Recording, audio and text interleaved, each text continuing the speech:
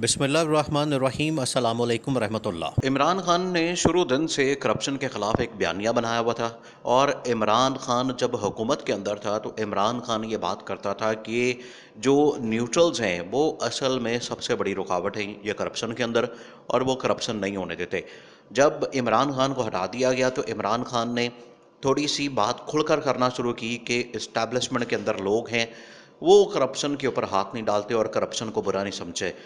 लेकिन जैसे ही general Bajwa retire हुआ तो इमरान खान ने दो टोक अंदाज में कैटेगोरिकली जनरल बाजवा का नाम लिया और कहा कि जनरल बाजवा असल में करप्शन को करप्शन नहीं समझता था, अकाउंटेबिलिटी नहीं करने देता था, जिसकी वजह से शरीफ खानदान और जरदारी खानदान करप्शन करके वापस हुकूमत में आ गए और इनकी अकाउंटेबिलिटी नहीं हो सकी।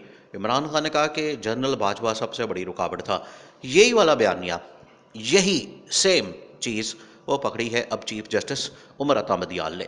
सुप्रीम कोर्ट के अंदर बड़ा अहम तरीन केस चल रहा है इस टाइम, और वो केस है इमरान खान गया हुआ है जो नैब लॉस है, जो नैब की तरमीम है, उसके अंदर चेंजेस की हुकूमत ने आते साथ ही पीडीएम ने। वो किस वजह से की? लेकिन दो चीज़ें अब आपने समझनी है कि चीफ जस्टिस ने किस तरह से इस हुकूमत को उड़ा के रख दिया, शहबाज शरीफ को उड़ा के रख दिया, और ये करप्ट जो चोरों और डाकुओं का टोला है उसको किस तरह से चीफ जस्टिस ने इनकी क्लास ली। अब आपने मामला समझना है।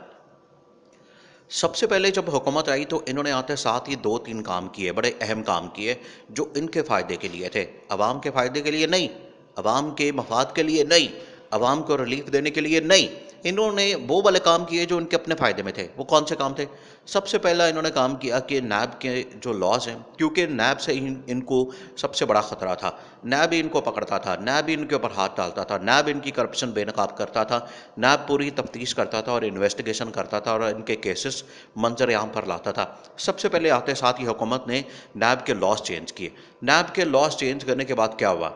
नैब के लॉज चेंज हुए, उसके बाद शहबाज शरीफ, हमजा शहबाज, इसाक डार, शहबाज शरीफ का और बेटा सुलेमान शहबाज, मरियम नवाज़ और नवाज शरीफ, ये शरीफ ख़ानदान और जरदारी ख़ानदान में आसिफ जरदारी, बिलावल भुट्टो और उसकी बहन को, फरियाल तालपुर को, सबको रिलीफ मिला, सबके केसेस ख़त्म हो गए, सबके केसेस माफ़ हो गए, सबको एनआरओ मिल गया।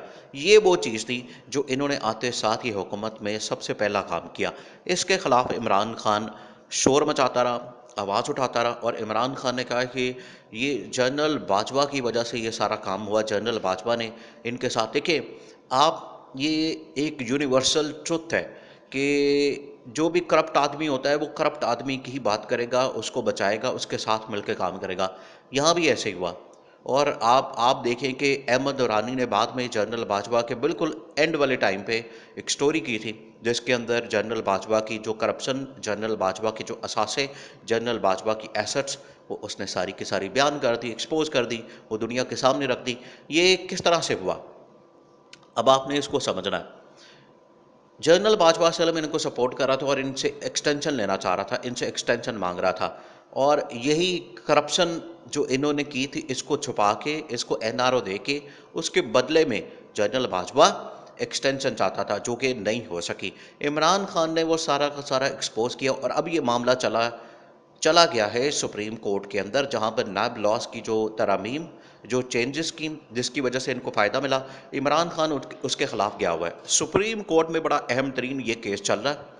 उसमें सुप्रीम कोर्ट के चीफ जस्टिस उमर अता बंदियाल ने दो टोक अंदाज में कहा कि करप्शन असल में नासूर होता है, करप्शन माशरे को तबाह करता है, करप्शन मुल्कों को तबाह करता है, और करप्शन की वजह से आपके मुल्क के जो लोग हैं, जो पाकिस्तानी हैं, उनकी ज़िंदगियाँ मुतासर हो रही हैं। देखिए ये कैसे होती है, आप इस बात को समझें। ये बड़ी गहरी बात की चीफ जस्टिस उमर अता बंदियाल ने। करप्शन की वजह से क्या होता है कि ये ऊपर जब आते हैं हुक्मरान, ये ऊपर लूटमार करते हैं, अपना पैसा बनाते हैं, अपनी जायदादें बनाते हैं, अपने ठेके लेते हैं, उसमें से कमीशन, किकबैक्स, और अपने दोस्तों को नवाजते हैं, और यहाँ से पैसा चोरी करते हैं और बाहर ले जाते हैं, मुल्क को ऊपर से कंगाल कर देते हैं।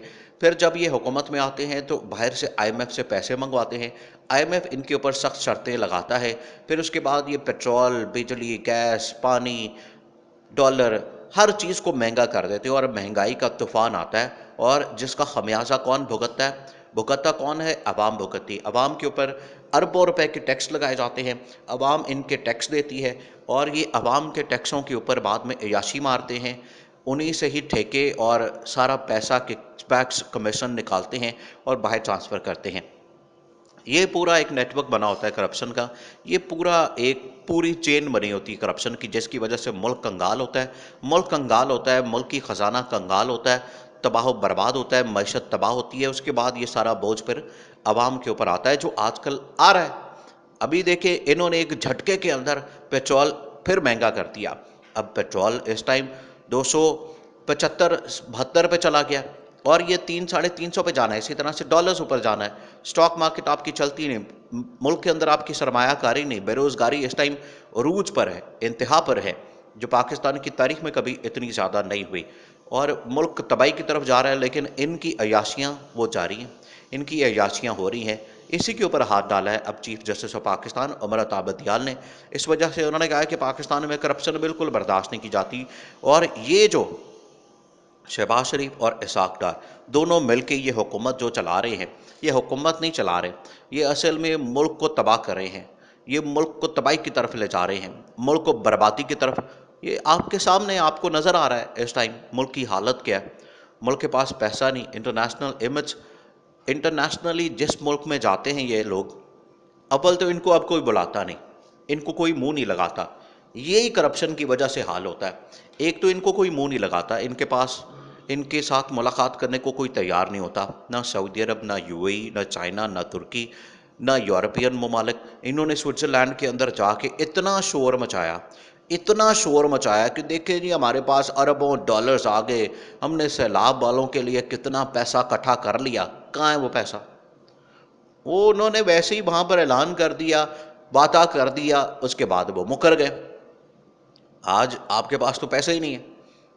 नहीं तो जितना वहाँ पर पैसा अनाउंस हुआ था, जितना वहाँ पर अरबों डॉलर्स अनाउंस हुए थे, वही सिर्फ उसका आधा हिस्सा भी आ जाए ना पाकिस्तान में, पाकिस्तान के सारे मसले हल हो जाने थे।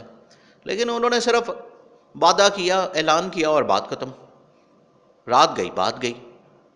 अब ये आईएमएफ के पीछे भाग रहे हैं, ये मुल्क को तबाह किया। और इसी वजह से चीफ जस्टिस उमर अता बंदियाल ने कहा है कि ये जो केस है नैब लॉज का, ये बड़ा क्लासिक केस है, इसको हमने एंड तक लेके जाना है और इसकी पूरी तहकीकात करनी है कि नैब लॉज क्यों चेंज किए गए, किस किस को इससे फ़ायदा हुआ, किस किस ने इससे फ़ायदा लिया, किस किस के केसेस माफ़ हुए। और उसमें ये दोनों ख़ानदान हैं, शरीफ ख़ानदान और जरदारी ख़ानदान, ये दोनों एक्सपोज होने और इमरान खान ने इन्हीं को एक्सपोज किया।